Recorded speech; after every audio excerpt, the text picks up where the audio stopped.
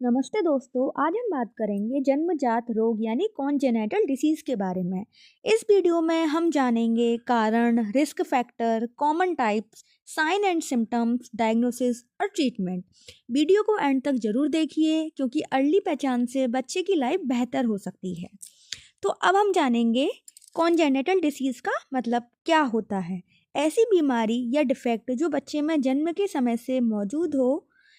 ये problem baby की organ के डेवलपमेंट के दौरान हो सकती है, जैसे हार्ट, ब्रेन, माउथ या लेग्स। सिंपल वर्ड में कहें तो बर्थ से पहले बॉडी का फॉर्मेशन सही ना होना कॉन्जेनिटल डिसीज कहलाता है।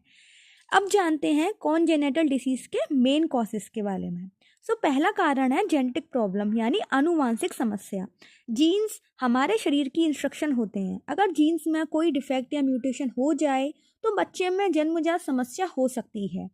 दूसरा कारण है गर्भ में संक्रमण, pregnancy in infection, infection in pregnancy के दौरान माँ को इन्फेक्शन हो जाए तो उसका असर बेबी के विकास पर पड़ सकता है।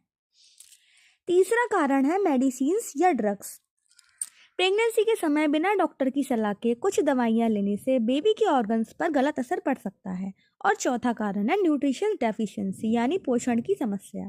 प्रेगनेंसी में फॉलिक एसिड बहुत ज़रूरी होता है। इसकी कमी से ब्रेन और स्पाइनल कॉर्ड की प्रॉब्लम हो सकती है। इसलिए हेल्दी डाइट और रेगुलर चेकअप बहुत ज़रूरी है। अब बात करते हैं रिस्क फैक्टर की, यानी कौन सी चीज़ें कॉन्जेनिटल डिसीज़ का खतरा बढ़ा सकती हैं। अगर फैमिली में बीमारी है या रिश्तेदारी में शादी हुई है तो रिस्क बढ़ सकता है। मदर को डायबिटीज़, थायराइड या इन्फेक्शन हो तो भी चांसेस बढ़ सकते हैं। अल्कोहल, स्मोकिंग, तंबाकू या हार्मफुल केमिकल्स बेबी डेवलपमेंट को नुकसान पहुंचा सकते हैं। और सबसे ज़रूरी, प्रेगनेंसी में न्यूट्रिशन डेफिशिएंसी और फॉलिक एसिड डेफिशिएंसी की कमी भी बड़ा रिस्क फैक्टर हो सकती है। अब देखते हैं कॉन्जेनिटल डिसीज के कॉमन टाइप्स। सबसे कॉमन है हार्ट डिफेक्ट। हार्ट डिफेक्ट जैसे एएसटी, बीएसडी और पीडी है।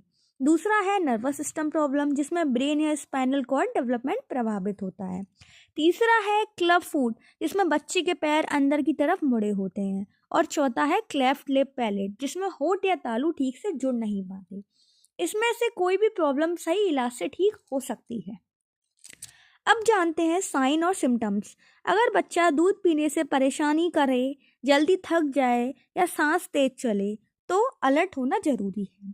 कभी कभी होंठ नीले पड़ना, वजन कम होना, बार बार इन्फेक्शन होना भी संकेत हो सकते हैं। कुछ मामलों में जन्म के समय ही शरीर का कोई भी भाग एबनॉर्मल दिख सकता है, जैसे क्लेफ्ट लिप या क्लब फुट। ऐसे लक्षण दिखें तो तुरंत डॉक्टर से सलाह लेना जरूरी है। अब बात करते हैं डायग्नोसिस की, यानी जांच की। प्रेगनेंसी के दौरान अल्ट्रासाउंड और स्क्रीनिंग टेस्ट से कोई कॉन्जेनिटल प्रॉब्लम का पता चल सकता है। कई कंजेनिटल प्रॉब्लम का पता चल सकता है। बर्थ के बाद न्यूबॉर्न स्क्रीनिंग और ब्लड टेस्ट किए जाते हैं। हार्ट प्रॉब्लम के लिए इको टेस्ट किया जाता है। कुछ केसेस में जेनेटिक टेस्टिंग की भी ज़रूरत पड़ सकती है। याद रखिए, अर्ली डायग्नोसिस से अर्ली ट्रीटमेंट पॉसिबल होता है। अब जानते हैं ट्रीटमेंट के बारे में। कुछ कॉन्जेनिटल डिसीज में सर्जरी की ज़रूरत होती है, जैसे हार्ट डिफेक्ट या क्लेफ्ट लिप। कुछ प्रॉब्लम मेडिसिन से कंट्रोल होती हैं। कई बच्चों को फिजियोथेरेपी, स्पीच थेरेपी या ऑक्यूपेशनल थेरेपी की ज़रूरत पड़ती है। कुछ केसेस में ब्रेसेस या सपोर्टिव डिवाइस भी हेल्पफुल होते हैं। सबसे इम्पोर्टेंट बात, हर बच्चे का ट्रीटमेंट अलग होता है और डॉक्टर की गाइडेंस ज़रूरी होती है।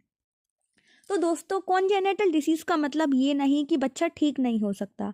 अगर समय पे पहचान, सही जांच और प्रॉपर इलाज हो जाए तो बच्चा हेल्दी और नॉर्मल लाइफ जी सकता है। प्रेगनेंसी में माँ की केयर, न्यूट्रिशन और रेगुलर चेकअप सबसे ज़रूरी हैं। वीडियो हेल्पफुल लगा हो